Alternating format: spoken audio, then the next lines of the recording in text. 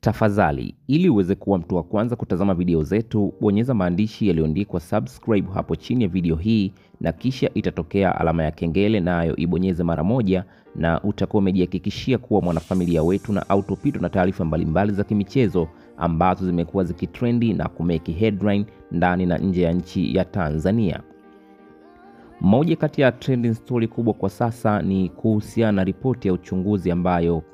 bodi ya ligi iliahidi kwenda kufanya uchunguzi na kuweza kuja na majibu, ambapo timu ya Simba na Yanga zilitakiwa kucheza siku ya tarehe 8, lakini mchezo huo uliweza kuahirishwa kutokana na sababu mbalimbali, ambapo bodi ya ligi pamoja na TFF waliweza kuahidi kwamba wanakwenda kufanya uchunguzi na baadaye watakuja na majibu, lakini pia watatoa ripoti ya ni kitu gani kilipelekea mchezo huo kuahirishwa. Sasa hatimaye leo hii Almas Kasongo ambaye tunafahamu ni mkurugenzi mtendaji mkuu wa bodi ya ligi kuu ya Tanzania ameweza kuibuka na kuweza kutoa ripoti ile ambayo wengi walikuwa wanatamani kuifahamu ni nini kilitokea, na kudai kwamba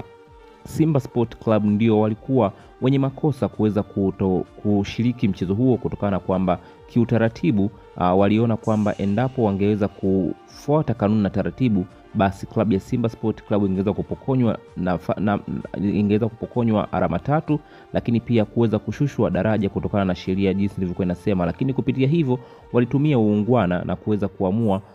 kuweka mchezo huo pending ili waweze kuupangia siku nyingine kutokana na malalamiko ambayo Simba Sport Club waliweza kuyatoa. Lakini pia wamedai kwamba klabu ya Young Africa haina kosa lolote katika mchezo huo na inataka kuweza kuipangia siku nyingine, na hivyo timu zote mbili zinaombwa kuweza kucheza katika tarehe husika itakayoweza kupangwa. Hii ndio kubwa zaidi ambalo Almas Kasongo ameweza kulizungumza mara baada ya watu wengi kuhitaji kufahamu ripoti, yani kitu gani kilipelekea mchezo huo kuweza kuahirishwa siku ya tarehe 8 na kupangwa tarehe nyingine. Wewe kama shabiki una lipi la kuzungumza? Tuachie maoni yako hapo chini ya comment section, lakini pia nikukumbushe kwa wewe ambaye bado hujajiunga nasi, bonyeza maandishi mekundu yaliyoandikwa subscribe hapo chini ya video hii na kisha itatokea alama ya kengele nayo utaibonyeza mara moja na utakuwa umejihakikishia kuwa mwanafamilia wetu na autopito na taarifa mbalimbali za kimichezo ambazo zimekuwa zikitrendi na kumeki headline ndani na nje ya nchi ya Tanzania.